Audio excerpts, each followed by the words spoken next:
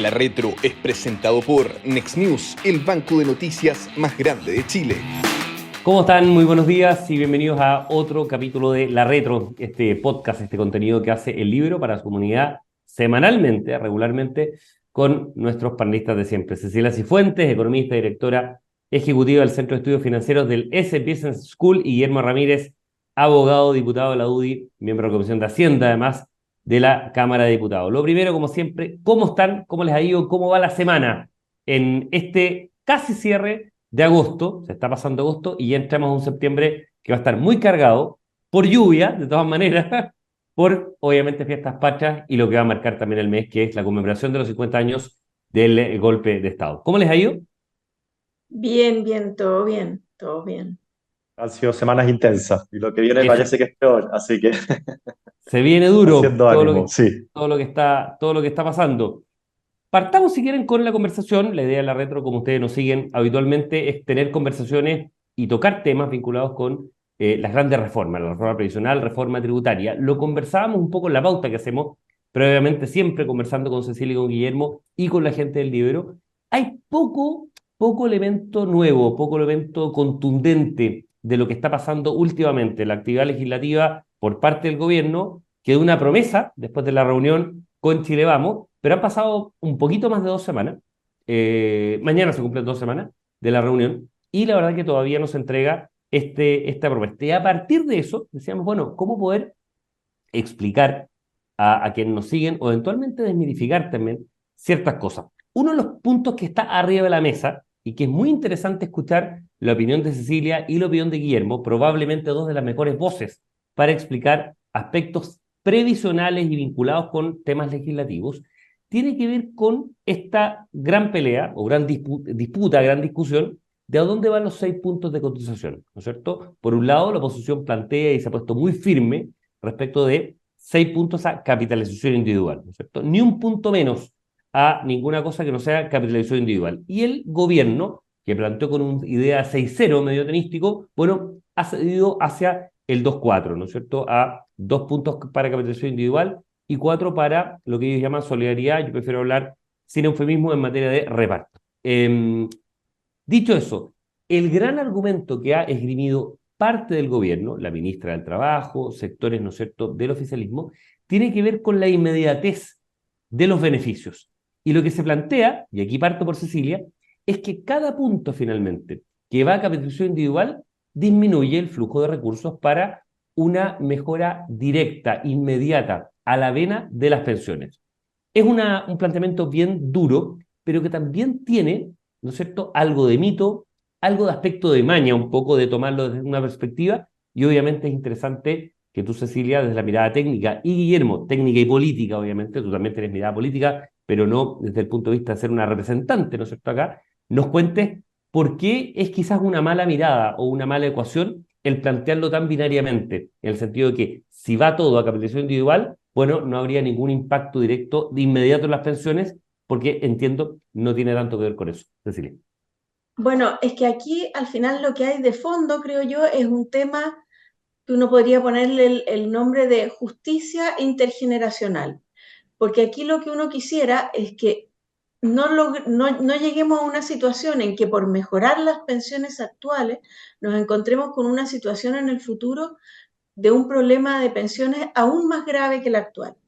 Entonces, aquí yo creo que está el tema de fondo, porque efectivamente lo que el gobierno está proponiendo es que los trabajadores actuales, cuyas perspectivas de vida son muy altas, eh, proyección de sobrevida después de jubilar es muy alta, y que por lo tanto tienen urgente necesidad de ahorrar más para esas pensiones futuras, lo que el gobierno les dice es, no, fíjese que yo quiero que usted haga un esfuerzo de ahorro, pero que eso vaya a mejorar pensiones actuales.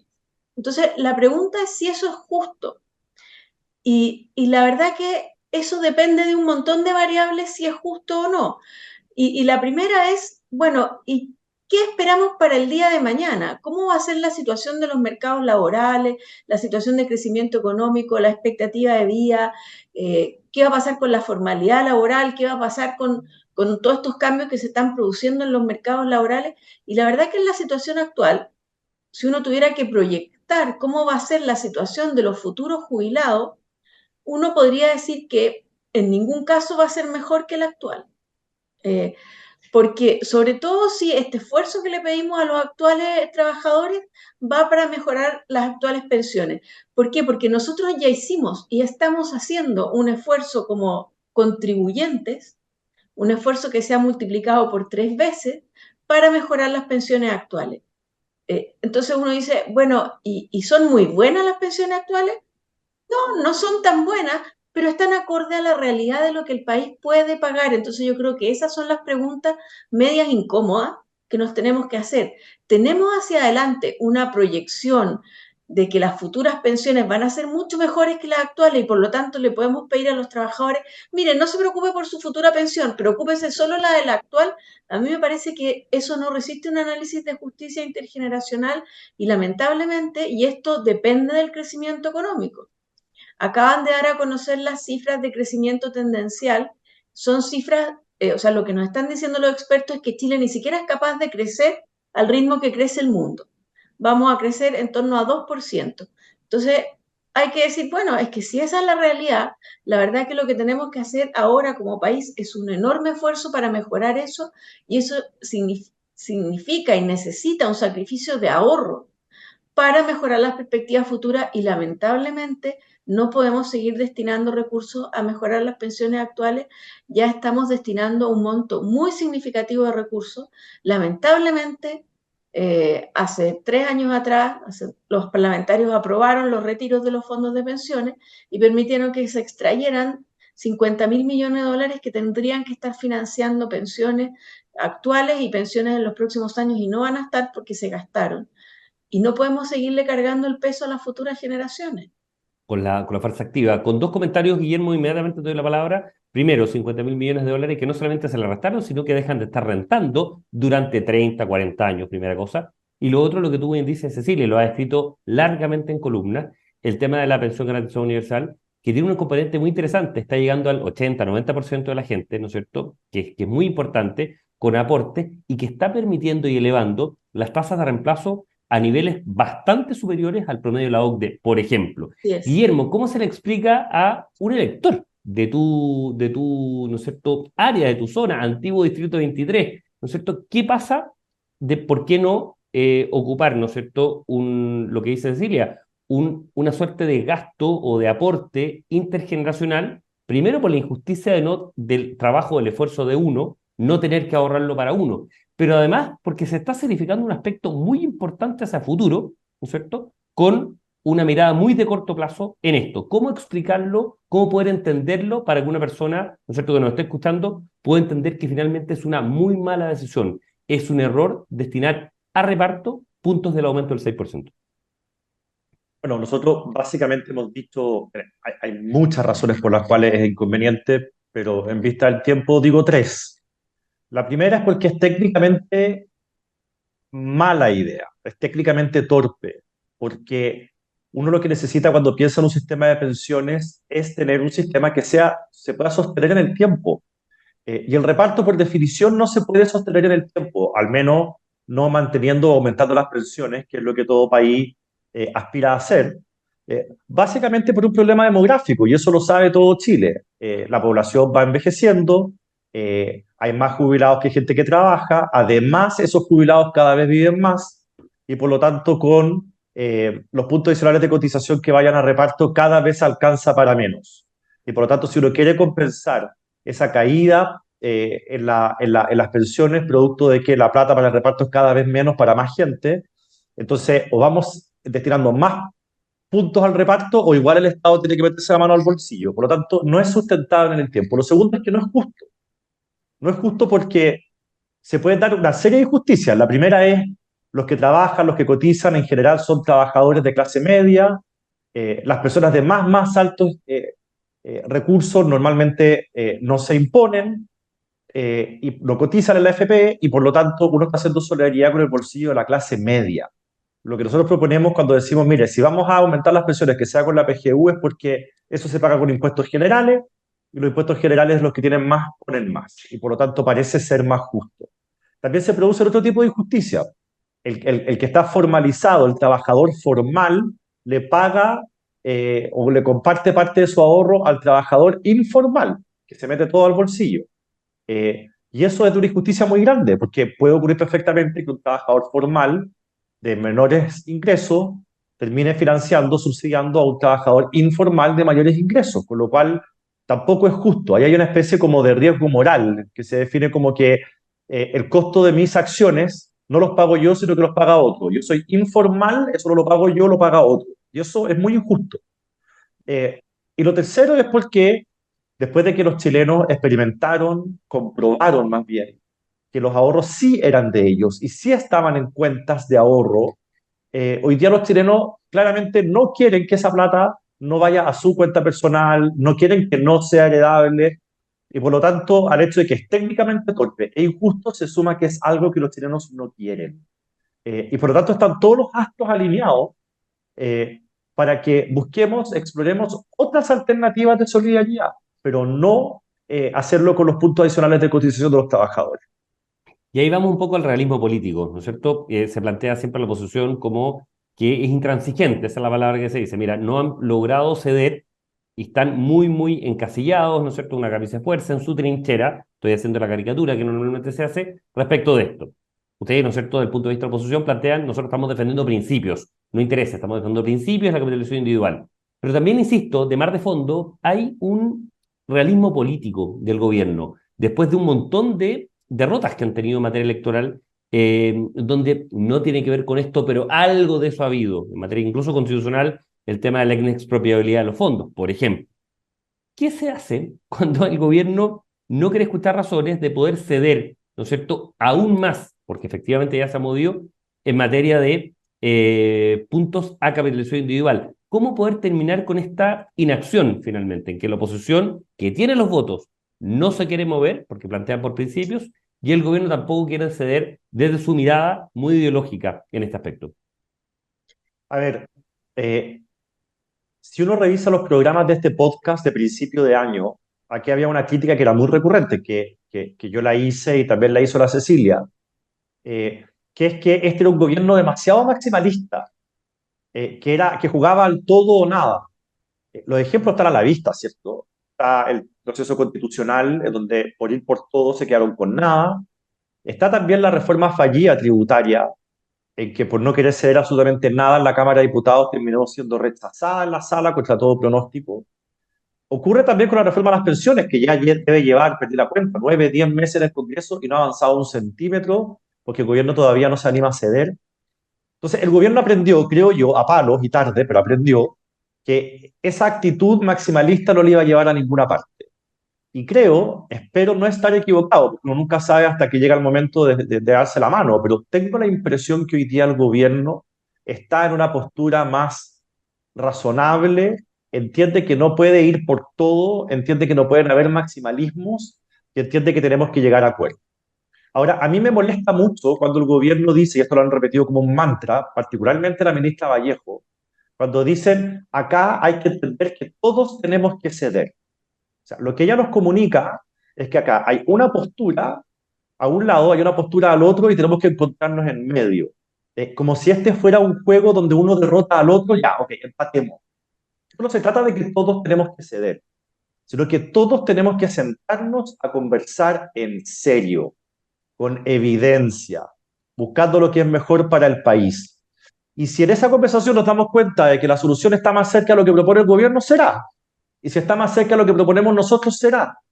Pero esto tiene que ser en la búsqueda del bien, en la búsqueda de un buen sistema para los chilenos. No puede ser en la lógica de yo cedo 10 metros, entonces tú tienes que ceder también 10 metros.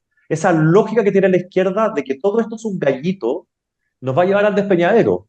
Y es lo que explica también el hecho de que les haya costado tanto ceder. Para ellos esto es un gallito. Y vamos a partir la conversación de la reforma a las pensiones, y con esto me callo, pidiéndole al gobierno los números.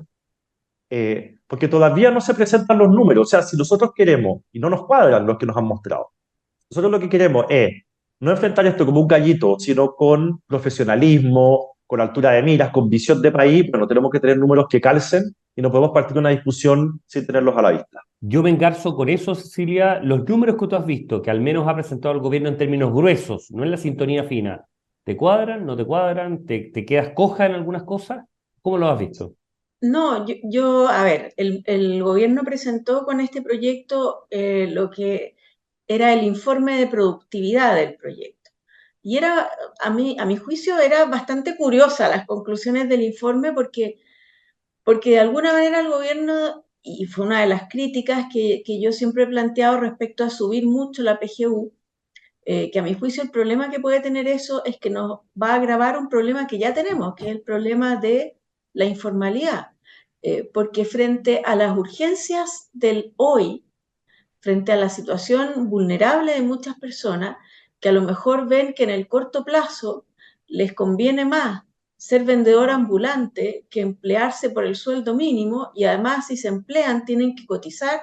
Si la PGU sube mucho, esa situación uno la puede fomentar. Entonces, la verdad que yo tenía esta preocupación, de hecho la planteé en mi rol de consejera en el Consejo Consultivo Previsional respecto al efecto que podría tener subir la PGU en la informalidad, y el informe que planteaba el gobierno decía que esto no ocurría porque esto era un ingreso muy lejano para las personas, por lo tanto no las desincentivaba a cotizar. Pero el mismo informe de productividad del gobierno planteaba que las personas iban a tener un incentivo a ser formales porque cuando uno cotizaba podía, por este tema del seguro social, recibir un aporte en su cuenta un poco mayor al monto que cotizaba. Entonces usaban el mismo argumento para decir que esto incentiva la cotización por un ingreso que yo voy a recibir en el futuro, pero no desincentiva la cotización cuando habla de la PGU. A mí me parecía que el informe de productividad del gobierno era bastante incoherente en sus supuestos respecto al efecto que podía tener la reforma en la informalidad. Yo creo que tanto lo que se planteó en términos de la PGU incentiva la informalidad, como también el hecho de introducir componentes de reparto en la cotización, porque es distinto que uno diga, mira, yo te hago cotizar, pero en realidad esto no va a ir a tu cuenta. Esto va a ir a mejorar pensiones actuales versus que yo diga, mira, todo lo que tú cotices, yo te aseguro que va a ir a tu cuenta con tu RUT. Entonces uno dice, ¿qué situación incentiva más cotizar? Por supuesto que incentiva más cotizar el hecho de que yo sepa que mi esfuerzo va a ir en pro de mi jubilación y no que mi esfuerzo va a ir en pro de otros que además, como bien decía Guillermo, pueden ni siquiera haber cotizado. Entonces se genera además este problema de injusticia en el sistema. Entonces, la verdad que yo creo que lo que nos presentó, el modelo que presentó el gobierno, todo, a mí me parecía que tenía incoherencias bastante grandes, y que lo planteé el programa pasado, este tema de decir que van a separar la industria, pero van a establecer una comisión por saldo que va a ser diferenciada para cada persona de acuerdo a cuánto tiempo lleva cotizando, lo que significa que el gestor de fondos necesita individualizar al cotizante para saber qué comisión cobrarle, y por lo tanto estas economías de escala que plantea el gobierno tampoco existían. Entonces, la verdad que yo tengo una apreciación bastante negativa respecto a lo que el gobierno ha presentado como los efectos de esta reforma, los impactos de esta reforma y el diseño de la reforma. Ahí, esto lo digo a nivel como periodista, hay una cierta confusión con el gobierno. Yo escuchaba esta semana una entrevista radial en la mañana al ministro Álvaro Elizalde, al ministro de la, ¿no es cierto?, de la SECPRES, Express. y planteaba y enfatizaba mucho, a propósito de otros temas, ¿no es cierto?, en el tema pensiones, el tema de cómo se abordaba el tema de la informalidad, ¿verdad? Y la verdad es que uno encuentra bastante poco en este tema, primero, insistiendo mucho siempre en que solo una alternativa con puntos que no vayan a capitalización individual y que vayan a solidaridad permite, ¿no es cierto?, elevar desde el día cero el tema de las pensiones, dejando de lado todo el aumento que ha tenido la PGU. Pero llamaba la atención el tema de la formalidad, de cómo esto iba enfatizando la formalidad. Y lo que nos dice Cecilia es precisamente que hay no digo ni siquiera que no lo haga, sino que al menos en un terreno de nadie lo deja de diputado al menos el proyecto tal como lo conocemos, porque, insisto, no se han conocido correcciones, modificaciones que se habían prometido entregar, pero que todavía, entiendo, están a la espera de mayor piso, ¿no es cierto?, tener un sostén mucho más firme para poder entrar a discutir en el Congreso. Sí, Sí, el gobierno lo que hizo fue atender una solicitud que hicimos nosotros de que no presentaran las indicaciones para poder conversarlas mejor. El gobierno accedió y ahí nobleza obliga. Nosotros, eh, invitados a la mesa, vamos a asistir y vamos a crear nuestras ideas y vamos a consensuar lo que se pueda consensuar, vamos a defender nuestra postura y bueno, vamos viendo qué es lo que pasa. Eh, esto que tú llamas confusión, bueno, yo no sé si es confusión o abiertamente una manipulación del lenguaje, porque al final, cuando tú, la primera pregunta que hiciste en este podcast hoy día, dijiste, bueno, el gobierno dice que cada punto que vaya a cotización, perdón, que vaya a las cuentas individuales implica en la práctica una merma en las pensiones o en el aumento de las pensiones de los... Eso es una manipulación. Es una manipulación porque el gobierno está asumiendo que la única forma de aumentar las pensiones es a través del reparto y no a través de otros instrumentos. Lo cual, usando la misma palabra que usó Cecilia respecto al informe financiero, es súper incoherente, porque en la misma propuesta el gobierno está planteando un aumento en la PGU, que por definición entonces aumenta las pensiones de los chilenos.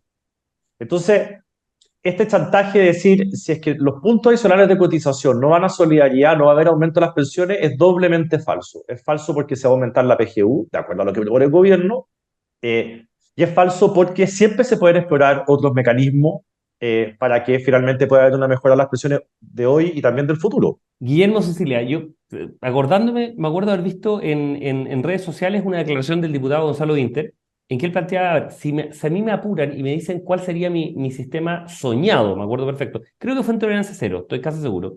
Mi sistema soñado es uno en que no existan las AFP, no exista administración privada. Se lo pregunto no individualizando al diputado Vinter, sino en lo que hay detrás, de fondo finalmente, en el sector oficialista, y que obviamente emerge, ¿no es cierto?, como un volcán, muchas veces en eso, naturalmente, ¿no es cierto?, como un agua termal. Es natural que emerja así. Lo que hay detrás desde la perspectiva de ustedes, Guillermo y Cecilia, es una mirada donde simplemente la administración privada, que el sector privado esté en seguridad social, ¿le genera tirria o hay algo también más, quizás, no lo digo peyorativamente, más sofisticado en materia de una solución técnica o, ¿no es cierto?, numérica a ciertas cosas? Es A ideológico ver, nomás, po. Perdona, Cecilia, sí, dale.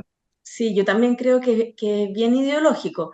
Uno puede demostrar que un sistema de capitalización paga mejores pensiones que un reparto precisamente porque hago a los trabajadores dueños de los retornos del capital, y esto lo demostró Piketty. Los retornos del capital en el largo plazo son superiores a lo que crecen los ingresos del trabajo. Entonces, un sistema de capitalización paga mejores pensiones.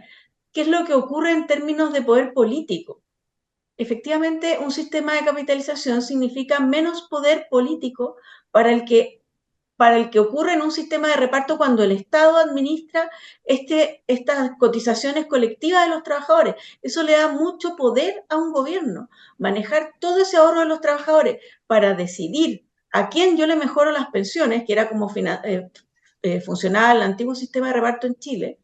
Entrega mucho poder a los políticos. Un sistema de capitalización quita poder a los políticos. Entonces, yo, lo mismo que Guillermo, esto es el fondo del tema, y que es tremendamente ideológico respecto a quién maneja el ahorro de los trabajadores. O se los entregamos al mercado de capitales para que los administre de acuerdo a criterios de riesgo y retorno, o se los entregamos al Estado para que los administre con criterios políticos. Siempre me acuerdo, Guillermo, te doy la palabra inmediatamente, siempre me acuerdo al inicio del Frente Amplio, que ellos planteaban que el sector privado tenía legitimidad para actuar en todos los sectores, salvo en tres: educación, salud y seguridad social. A mí nunca se me olvida, esto en el inicio, en los orígenes del tema. Y ahora, teniendo el concepto general del libre Piketty, sería interesante encontrar alguna idea de Mazzucato, que y ahí ya se hace el match completo para el Frente Amplio. Guillermo, esta mirada, insisto, ideológica, que no tiene nada pecaminoso el término, porque obviamente también hay mirada ideológica desde la derecha, pero desde el punto de vista de quizás no aceptarlo ya desde Guata, estoy diciéndolo coloquialmente, ¿no es cierto? No es una palabra muy de salón, pero estomacalmente, de que esto genere una tirria, ¿no es cierto? Un rechazo inmediatamente, porque no es concebible que la seguridad social no esté sino en manos del Estado. Bueno, a ver, varias cosas. Primero, cuando uno habla de algo ideológico, ideología no es lo mismo que un cuerpo de ideas, no es que cada uno tenga su ideología. Porque tú puedes tener una idea para solucionar un problema, yo puedo traer otra. Una idea puede ser mejor que la otra, pero los dos pueden estar, en cierta forma, ancladas a la realidad. Lo ideológico se puede decir de otra manera, es una idea parareal, es decir, que está más allá de la realidad. O lo paranormal, que va más allá de lo normal, lo parareal va más allá de la realidad. Tiene un componente utópico, la ideología. Y sí, la derecha puede tener miradas ideológicas hacia ciertos temas, negar la evidencia con tal de, no tengo idea, llegar a niveles de impuestos ridículamente bajos, podría uno decir. O sea, nadie escapa a la tentación de repente de tener actitudes ideológicas, pero lo ideológico, por definición, va contrario a la evidencia, te impide ver la evidencia. Eh, y la verdad es que cuando la izquierda dice, mira, para no repetir lo que dice la Cecilia porque estoy de acuerdo en todo, agregar algo nuevo, tú dices, educación, salud y pensiones o seguridad social tienen que estar en manos del Estado. Esta cuestión es súper antigua. No, Esta es eso una lo plantea el discusión que Frente se Amplio, da, yo no... sí, lo plantea el Frente Amplio. es una idea súper antigua que la plantean los nuevos chicos de la política del Frente Amplio. Esta es una discusión que se da después de la Segunda Guerra Mundial con el nacimiento de los estados de bienestar. Particularmente, esto parte de Inglaterra con un debate sobre cambiar de estado de guerra a estado de bienestar. Era un juego de palabras que usaban allá, de warfare state, cambiar a welfare state. Es decir, un estado que si antes estaba completamente enfocado en todo su esfuerzo y en la organización de la economía para enfrentar la guerra, ahora tenía que enfrentar el bienestar de la ciudadanía. Y eso se traducía en que el Estado debía proveer, no garantizar, proveer los bienes que la sociedad consideraba como bienes buenos para poder tener este bienestar, lo que después se transformó en estos bienes públicos, en estos servicios públicos. Entonces, esta cuestión tiene 80 años esta discusión acerca de si tiene o no tiene el Estado que ser el proveedor o si, como creemos nosotros, tiene simplemente que garantizarlo y que los privados puedan participar. Entonces, la mirada de Winter, cuando dice, en mi sueño no haya AFPs, claro, responde a esa mirada ideológica de que el Estado no puede estar en esta provisión de bienes públicos. Pero esto no solamente lo tienen en la cabeza personas extremas como Gonzalo Winter, digo extremo porque está en el Frente Amplio, sino que también hay personas del socialismo democrático. Cuando uno oye a Marcel, el ministro Marcel está convencido de que la industria tiene que separarse porque frente a un bien público como las pensiones, en las que no solamente están ahorros personales, también va a estar la PGU que te la otorga el Estado, por ejemplo, la ventanilla no puede sino ser una ventanilla estatal. Cuando uno le pregunta por qué, él te mira con cara de, porque es obvio, porque es el Estado el que está poniendo plata para la PGU, porque esta es una cuestión de interés público, obvio que la ventanilla tiene que ser del Estado. Y uno dice, pero ¿por qué? Y al final, yo he tratado de entender el argumento, de verdad, con honestidad intelectual, y no lo he logrado entender. Quizás estoy tirando una conclusión un poco apresurada, pero tengo la impresión de que ahí hay solamente una mirada ideológica también. No, porque la cantidad de bienes públicos, no son la AFP, la cantidad de bienes públicos, servicios públicos que entrega el sector privado en seguridad social son enormes. O sea, desde el seguro de cesantía, el pago en su minuto de pensiones, no es el ISP que solicitaba por la AFP. O sea, lo que uno quiera en materia de eso, ya lleva historia y además con un track record impecable desde el punto de vista de pagos, de no atrasos, de no ser nadie que ha quedado cesante, desempleado, mejor dicho de la palabra, no le han respondido, se han perdido los fondos, por lo tanto hay un track record, ¿no es cierto?, de años que certifica o garantiza que el sector privado lo hace bastante bien. Una última cosa quizás para ir cerrando, Cecilia y Guillermo, ideas intermedias que han ido surgiendo, porque acá pareciera ser que está la posición del gobierno, que es muy importante, ¿no es cierto?, sobre todo en esta iniciativa, donde hay cierta iniciativa exclusiva porque implica gasto, en fin, y la de la oposición, que es un actor político muy importante y que tiene votos. Ideas intermedias del 3-3, por ejemplo, al planteado la ADC, algunas ideas del Partido de la Gente, que son, insisto, conglomerados con votos minoritarios, pero que están planteando sus ideas. Pareciera ser que no son relevantes desde el punto de vista de los votos o también desde el punto de vista de la fuerza de las ideas en esto, Cecilia y Guillermo. Mira, no, yo no te sabría decir. Tú planteaste algo que me pareció interesante, que, bueno, ideas intermedias y uno podría pensar aquí en un tema que no lo hemos hablado y que es súper relevante en las pensiones y que es el retorno de las inversiones. Y la verdad que los retornos históricos son muy buenos, pero los retornos de los últimos años son malos. Los retornos han ido cayendo, este es un fenómeno mundial, pero hay muchas propuestas, y esto es un tema súper técnico, en el que yo creo que es bastante más fácil buscar consenso, porque al final lo que uno podría decir, oye, están teniendo las administradoras muchas restricciones para administrar estos recursos, y la Totalmente. respuesta es sí, tienen más de 70 límites.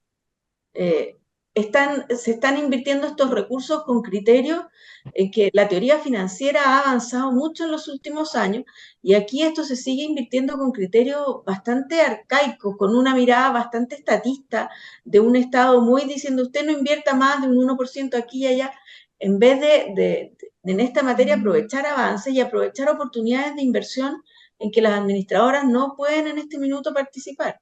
Y yo creo que en ese tema, por ejemplo, que es súper relevante en el fondo de las pensiones, un punto más de rentabilidad significa un 10% más de pensión. Entonces, aquí yo creo que hay un espacio para ir avanzando en esos temas y que terminemos el inmovilismo en materia de mejoras en el país.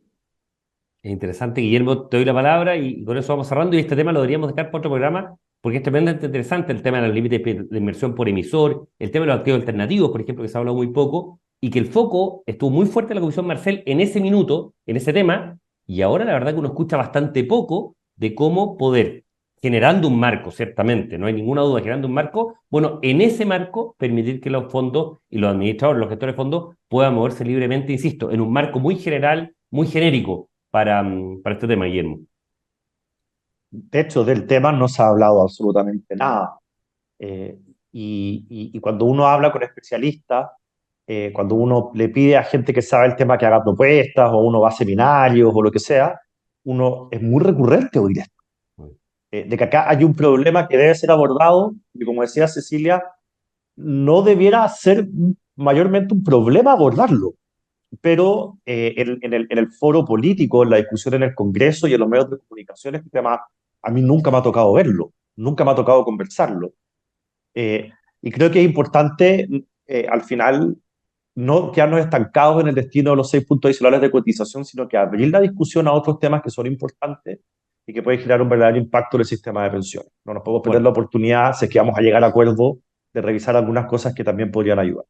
invitación hecha, lo plantea Cecilia, lo plantea Guillermo, para en los próximos programas que tengamos acá en la retro, en una buena conversación, vayamos analizando ciertos aspectos positivos de otros mercados, por ejemplo, algunos límites que se han corrido en otros hemisferios, para ver cómo finalmente apuntamos a lo más importante, porque sí, la comisión es importante, por supuesto, el servicio es importante, por supuesto, todo lo que uno quiera, pero no hay nada, nada más importante en este sistema que la tasa de cotización y obviamente la rentabilidad que tengan los fondos. Así que promesa hecha para los próximos programas cuando sigamos conversando acá en la retro, como siempre, con Cecilia Cifuentes, economista y directora ejecutiva del Centro de Estudios Financieros del S Business School, y Guillermo Ramírez, diputado, abogado, diputado de la UDI y miembro de la Comisión de Hacienda de la Cámara.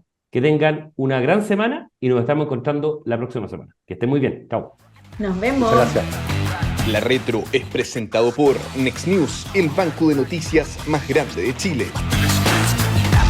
El Líbero, la realidad como no la habías visto. Haz que estos contenidos lleguen más lejos haciéndote miembro de la Red Líbero.